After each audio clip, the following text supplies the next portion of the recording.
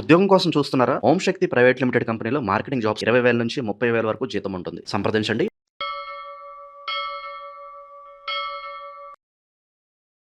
ప్రస్తుతం మనతో పాటు ప్రముఖ ఆధ్యాత్మికవేత్త, జ్యోతిష్య వాస్తు పండితులు బ్రహ్మశ్రీ ఉమామహేశ్వర సిద్ధాంతి గారు మనతో ఉన్నారు. గురువుగారితో మాట్లాడదాం.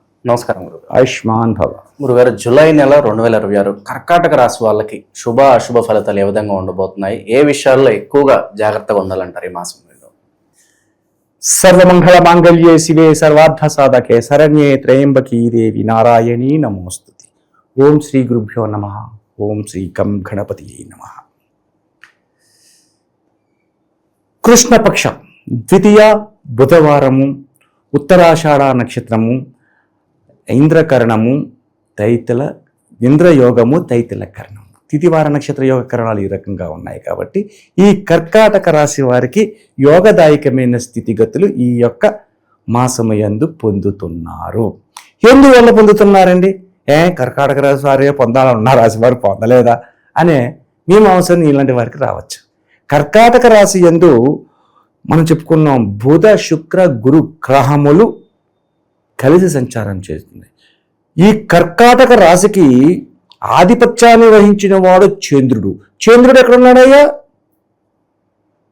ధనుసు రాశిలో ఉన్నాడు. గురుడు చంద్రుడు చూస్తున్నాడు. ధనుసు రాశికి ఆధిపత్యాన్ని వహించిన వాడు గురుడు. కర్కాటక రాశికి ఆధిపత్యాన్ని వహించిన వాడు చంద్రుడు. కర్కాటక శనిచాకర అన్నారు. కాబట్టి గురువు విద్యలో కూడా వారు ఉండగలిగిన స్థానం వీరు ఉండి ఉన్నందువల్ల ఈ యొక్క కర్కాటక రాశి వారికి రాజయోగ ప్రాప్తి కలిగి ఉన్నది. రాజయోగం అనేది కలిగి ఎప్పుడైతే ఉందో ఉన్నతమైన స్థానానికి వెళ్తారు. ఏమండి రాజయోగం అంటే గుర్రాలు, ఏనుగులు అని చెప్పి అంటారా? ఏదో మా నూతన ప్రసాద్ గారి సినిమాలో రాజయోగం అనగా గుర్రం పెట్టుకుని టోపీ పెట్టుకుని వెళ్ళాడు అలా ఉంటుంది. అది కాదు రాజయోగం అంటే. రాజయోగం అంటే భక్తి ప్రవక్తలో కలిగి తల్లిదండ్రులను పూజించుతూ తల్లిదండ్రుల మాటలను జవాబు దాటకుండా కష్టకాలముగా ఉన్నా కూడా సంపాదించి తల్లిదండ్రులను, అత్తమామలను, భార్యా బిడ్డలను వీళ్ళందరినీ పెంచుకుంటూ యోగదాయకమైన స్థితిగతులతో నడుస్తూ భవసాగరం అనే సాగరములని గెంటుకుంట వెళ్ళి విజయాన్ని పొందడం. వివిధమైనటువంటి రంగాలలో పనిచేసేవారు కూడా, ఎంతో మేధాశక్తి సంపన్నత కలిగి ఉన్నవారు కూడా మోసం అనేది జరిగి ఎంతో కొంత ధన నష్టాన్ని పొందడం అనేది జరుగుతూ ఉంటుంది. అయితే రాజయోగ విధానంలో ధనం వస్తుంది, ధనం రాకుండా లేదు, ఉన్నతమైన విధానంగానే ఉంటారు. వీళ్ళు మంచి మనస్తత్వం విధానం కలిగి ఉన్నవాళ్ళు కాబట్టి వీళ్ళకి దైవానుగ్రహ విధానంగా ధన యోగ్యతని సంప్రాప్తమవుతూనే ఉంటుంది ఈ మాసం యంత్రం. అటువంటి విధానంగా ఉంది. ఉద్యోగ రంగంలో ఉన్న వారికి కూడా ప్రమోషన్స్, ఇంక్రిమెంట్స్ పొందడానికి అవకాశాలు ఉన్నాయి. అలాగే ఒక 60 సంవత్సరాలు వయసు వచ్చేసరికి రాజయోగ విధానంలో కృష్ణారామ అనుకుని దైవాన్ని ప్రార్థించుకుంటూ, మహానుభావం ఇంతవరకు నీ దయ వల్ల నేను నా బిడ్డల్ని వాళ్ళకి స్థితిపరిచాను, వాళ్ళకి ఉన్నతమైన స్థానాన్ని చేకూర్చున్నాను, నేను కూడా న్యాయమైన పద్ధతిలోనే ఉన్నాను, ఇంకా నాకు ఈ జన్మ చాలు, నన్ను మోక్ష కైవల్య ప్రాప్తిని కలిగించి స్వామి అంటూ దైవ విధానంలో కలిగి ఉండడమే రాజయోగం. ఇది రాజయోగం అంటే. రాజయోగం అనగానే ఇంకేముంది, నేను రాజుని అయిపోతున్నాను, గుర్రాల మీద పట్టపట్టేళ్ళు ఎక్కుతారు, చీనీ చిదంబరాలతో ఉంటాను, ఈ కాదు. ఉన్నతమైన స్థానాన్ని చేరుకోవాలి, జీవితాన్ని సద్వినియోగపరుచుకోవాలి. అటువంటి రాజయోగ ప్రాప్తి ఈ యొక్క కర్కాటక రాశి వారికి కలిగి ఉంది. సరే అండి, రాజయోగం బాగానే ఉంది. ప్రస్తుత కాలం కలియుగం ఇది. కలియుగంలో ప్రథమ పాదంలో ఉన్నాము, భర్తవర్షం భర్తకండిలో ఉన్నాం. కాబట్టి మరి ఇక్కడ పరిస్థితి ఏంటండి? పూర్వకాల విధానంలో రాజుల కార్యాలలో ఉండి లేక శ్రీకృష్ణదేవరాయల కాలం కాదు ఇది. కృతయుగము కాదు, కలికాలం, కలియుగం. ఈ యుగంలో ఉన్న వారి యొక్క విధానాలు ఏ రకంగా ఉంటాయి అంటే, అడుగు తీసి అడుగేస్తే మోసం జరుగుతుంది. ప్రస్తుత కాలంలో అడుగు తీసి అడుగు వేస్తుంటే మోసం. నువ్వు ఒక వ్యాపారం దగ్గరికి వెళ్ళి వ్యాపారస్తులు ఏం చెప్తాడు? నోటుకు ధర చెప్తున్నాడు కానీ విధానమైన ధర చెప్పట్లేదు. మనిషిని బట్టి ధరలు ఉంటున్నాయి. అలాగే వ్యాపారంలో కాదు, అనేక రకములు.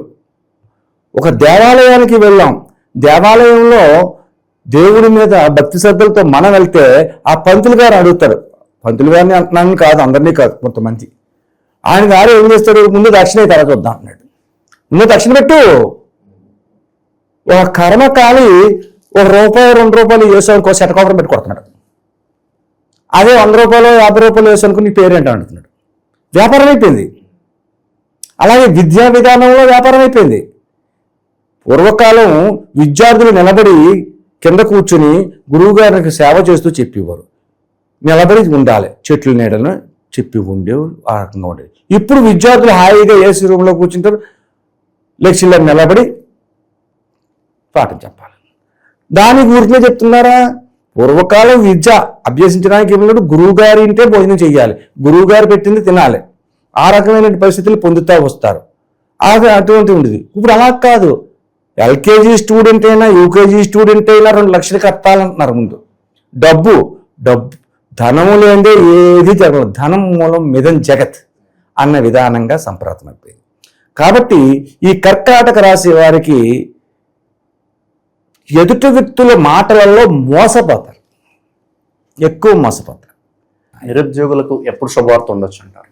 ఈ యొక్క మాసములో అంటే మనం 1వ తారీఖు నాడు మనం మాట్లాడుతున్నాం. ఈ యొక్క ఉద్యోగ అన్వేషణలో ఉన్నారు 14వ తారీఖు. 14వ తారీఖు ఎందుకు చెప్తున్నారండి? 1, 4 కలిపితే 5. 5కు అధిపతి ఎవరు? బుధుడు.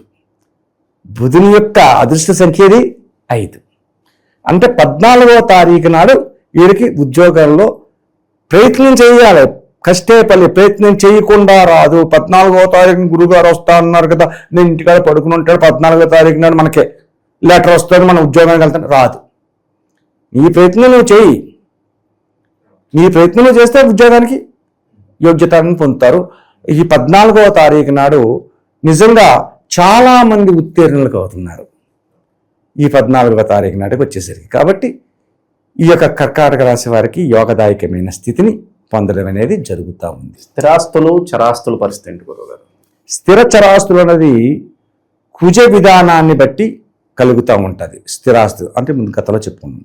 అయితే కర్కాటక రాశి వారు మ్యాక్సిమం 60% వరకు లేని వాళ్ళు లేరు, ఉన్నవాళ్ళే ఉన్నారు. కర్కాటక రాశిలో 60% ఉన్న వాళ్ళు ఉండరు, 40% లేని వాళ్ళు ఉన్నారు. లేని వాళ్ళకి ఏం వస్తుందా అంటే వారి యొక్క జాతక ప్రభావాన్ని మనం చూసుకోవాలి. ఇప్పుడు గోచార విధానంలో మీరు ఇల్లు కొనేస్తారండి అని చెప్పడం అసత్యం, అది కరెక్ట్ కాదు. వారి యొక్క జన్మ జాతకం, ఇప్పుడు మనం చెప్పేది గోచారం మాత్రమే. జన్మ జాతకంలో గృహ విధానం ఏ రకంగా ఉంది, వీళ్ళ యొక్క విశ్లేషణ ఏ రకంగా చేసుకుంటున్నారు అన్నది మనం తెలుసుకోగలిగితే వారి యొక్క గృహ విధానాలు కానీ, పొలాలు కానీ, స్థలాలు కానీ, ఫ్యాక్టరీలు కానీ, షాపులు కానీ, ఇటువంటి వాటికి మనం చెప్పగలుగుతాం. అంతేగాని గోచార నిమిత్తంగా కర్కాటక రాశి వారి గురించి చెప్పాలి అంటారు. హరినాథరావు అని ఉన్నాడు. హరినాథరావు పేరు హరినాథరావు అంటే ఆయనకి ఏమి వచ్చింది? కర్కాటక రాశి వచ్చింది. ఈ యొక్క హరినాథరావు అన్నవాళ్ళు ఒక్కడే ఉన్నారా? ప్రపంచంలోనే కొన్ని లక్షల మంది ఉన్నారు. మరి కొన్ని లక్షల మందికి ఒకటే జాతకం వస్తుందా? రాదు. అప్పుడు ఏం చేయాలి? నేను చెప్పింది గోచారంలో వచ్చింది కరెక్ట్ కాదు. అప్పుడు ఏం చేయాలి? వారి యొక్క జన్మ జాతకాన్ని తీసుకోవాలి. జన్మ జాతకాన్ని తీసుకుంటే వారి నక్షత్రం ఏంటో, వారి రాశి ఏది వచ్చిందో, ఏ లగ్నం ఉందో అనే విధానం తెలుస్తుంది. దాన్ని బట్టి మనం జన్మజాతకాన్ని బట్టి ఈ కర్కాటక రాశి ఉన్న వాళ్ళకి ఎవరైతే ఉన్నారో వాళ్ళకి పునర్వసు, పుష్యమి ఇలాంటి నక్షత్రాల్లో ఉన్న వాళ్ళందరూ కర్కాటక రాశిలో ఉంటారు. ఈ కర్కాటక రాశి వారికి వచ్చే విధానాలు అప్పుడు జన్మజాతంగా మనం చెప్పగలుగుతాం. అంతేగాని గోచార ఫలితంలో వీరికి గృహ నిర్మాణాలు చేయిస్తారు అని చెప్పడం అనేది జరగదు. అయితే ఇంకో విషయం చెప్పచ్చు, కరెక్ట్గా చెప్పచ్చు. లాభదాయకమైన విషయాలు మనం చెప్పలేము, నష్టదాయకమైన విషయాలు మాత్రం జరుగుతాయి. అంటే ఇది మంచి జరగాలంటే చాలా టైం పడుతుంది, చెడు జరగాలంటే గోచార ఫలితమైన ఒకటే, ఏది ఫలితమైన ఒకటి అన్న విధంగా వస్తుంది. కాబట్టి ఈ రాశి వారే కాదు, ఏ రాశి వారైనా జన్మజాతకాన్ని మీద ఆధారపడి ఉండాలి. ఇప్పుడు నేను చెప్పేది గోచార ఫలితం. ఒకరికి శ్రీనివాసమూర్తి అని ఉంటారు. ఎంతమంది శ్రీనివాసులు ఉన్నారు?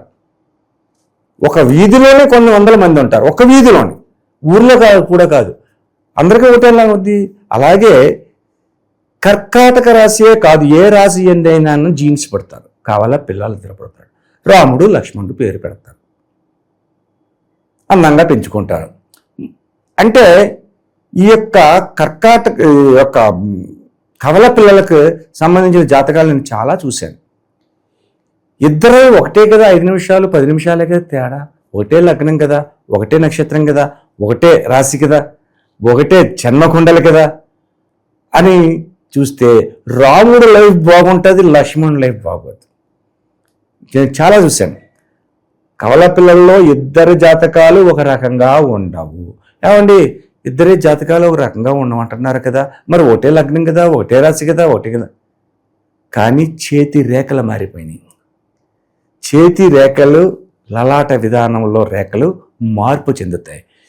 ఏ ఒక్క మనిషి పొటని వేలి ముద్ర ఇంకొక మనిషికి సరికాదు. కవల పిల్లలైనా వాళ్ళు, ఈయన గారు పొటని వేలి ముద్ర ఒక రకంగా ఉంటే ఇంకో వాడు పొటని వేలి ముద్ర ఒక రకంగా ఉంటుంది. కాబట్టి నాడీ విధానంలోనే కాల్పడుతుంది. దానిని బట్టి మనం విశ్లేషణ చేసుకోవాలి. కాబట్టి ఈ యొక్క నువ్వు అడిగిన క్వశ్చన్కి జన్మ జాతకాన్ని పరిశీలన చేసుకుంటే శుభం జరుగుతుంది. ప్రజెంట్ ఉన్న గ్రహస్థితులు బట్టి మరి వీళ్ళకి ఏదన్నా మంచి పరిహారాలు తెలియజేద్దాం గురుగారు, ఎలాంటివి సూచిస్తారు వీళ్ళకి? కర్కాటక రాశి వారికి చంద్ర విధానాన్ని మనం తీసుకోవాలి, చంద్రుని విధానంగా తీసుకోవాలి. చంద్రుడికి యోగదాయకమైన భగవంతుడు ఎవరు? విశ్వేశ్వరుడు, పరమశివుడు, చంద్రశేఖరుడు అని ఎవరినంటారు? ఈశ్వరుని అంటారు. ఈ చంద్రశేఖరుని యొక్క ఈశ్వరు యొక్క విధానాన్ని మనం అవలంబించుకుని ఈశ్వరాభిషేకాన్ని చేపించండి. చంద్రశేఖర అష్టకాన్ని చదవండి. చంద్రశేఖర అష్టకం ఉంటుంది, ఆ అష్టకాన్ని చదవండి. ఈశ్వరుడికి చక్కగా నల్ల ద్రాక్ష పళ్ళు కానీ నేరేడు పళ్ళు కానీ, నేరేడు పళ్ళు దొరకకపోవచ్చు, ఇప్పుడు సీజన్ ఉంది, కొద్ది కొద్దిగా దొరుకుతూ ఉంటాయి. నేరేడు పళ్ళని నల్లగా ఉంటాయి కదా, అల్ల నేరేడు పళ్ళు అంటారు. అల్లం నేరేడు పళ్ళు గింజ తీసేసి దాన్ని శుభ్రంగా జ్యూస్గా మార్చి ఆ జ్యూస్ని ఈశ్వరుడికి అభిషేకాన్ని చేపించుకుని పచ్చకర్పూరము అని అమ్ముతారు. ఆ పచ్చకర్పూరాన్ని నీళ్లను కూడా అభిషేకం చేసి మారేడు దళములు తీసుకొచ్చి శివలింగానికి అష్టోత్తర పూజ చేస్తున్నప్పుడు ఆ యొక్క శివలింగానికి ఇవ్వాలి. సరే, శివలింగం దగ్గరికి మమ్మల్ని రాని ఎవరో గర్భగుడిలోకి కొన్ని ఆలయాల్లోని ఆ పైనే ఉంచుతున్నారండి అంటే, మీరు ఆ యొక్క ఆకులను తీసుకున్నప్పుడు ఇంటికారే ఒక శుభ్రంగా ఒక నీళ్ళ బకెట్లో ఇన్నట్లు వేసుకుని శుభ్రం చేసుకుని ఆకుల్ని కళ్ళకద్దుకుని తీసుకెళ్ళి ఆయన చదవండి. మీరు ఇచ్చినట్టే, మీరు చేస్తున్నట్టే అవుతుంది. అష్టోత్తర పూజ అవుతుంది. అష్టోత్తర పూజ అయిన తర్వాత స్వామివారికి నమస్కరించుకొని కూర్చోండి. అక్కడ కూర్చుని కాసేపు రామనామ జపాన్ని చేయండి. ఈశ్వరాధిదానంలో ఉన్నతమైన స్థానాన్ని పొందుతారు. ఉన్నతమైన కైవల్య ప్రాప్తి అంటారు చూసారా. కైవల్యం అంటే చనిపోవడం కాదు ఇక్కడ అర్థం. కైవల్యం అంటే మనం చేస్తున్న కుటుంబ విధానంలో సంతృప్తికరమైన విధానాన్ని పొందడం. సంతృప్తికరమైన విధానం ఉండాలి. భోజనం చేసి వచ్చేసామంటే భోజనం చేసే విధానాలు చాలా ఉన్నాయి. డబ్బా 2 మెతుకులు తినేసి అవి బాబు టైం అయిపోతుంది అన్ని భోజనం చేసే విధానం ఒకటి. చక్కగా మటన్ వేసుకుని కూర్చుని భగవంతుని స్మరించుకుంటూ అన్నాన్ని పెట్టుకుని అన్నపూర్ణాదేవిని స్తుతించి కళ్ళకద్దుకుని భోజనం చేసి తృప్తిగా తిని రావడం ఒక రకం. భోజనం చేసే విధానాలు చాలా ఉంటాయి. అయితే ఇప్పుడు అందరూ కూడా కింద కూర్చుని భోజనం చేయాలన్నారు. పూర్వకాలంలో ఒక పీట ఉండేది, పెళ్లిపేటలాగా ఒక పీట ఉండేది. ఆ పీట మీద కూర్చోవాలి రాసిపట్టి వేసుకుని. ఆ కింద భోజనం కంచం పెట్టేవారు. ఆ కంచం దగ్గర కూర్చుని ముద్ద కలిపి 4 ఏళ్ళు నోట్లోకి వెళ్ళేలాగా తినాలి అని పెద్దలు మనకు చెప్పేవారు. ఇప్పుడు స్పూన్లు తింటున్నారు. కాళ్ళకు బూట్లు ఉంటాయి, ఇక డైనింగ్ టేబుల్ దగ్గర కూర్చుంటాడు, బూట్లతో తింటారు. అది భోజనం కాదు, సంపూర్ణత్వం రాలేదు. కాబట్టి ఆ రకంగా కాకుండా దైవ విధానంగా ఆచరించుకోవాలి. ఈశ్వరత్వాన్ని పొందుపరుచుకోవాలి. ఓవరాల్గా ఈ నెల ఈ రాశి వాళ్ళకి ఎలా ఉంటుందో మంచి విశ్లేషణ అందించారు గురుగారు. ధన్యవాదాలు. ఆయుష్మాన్ భవ.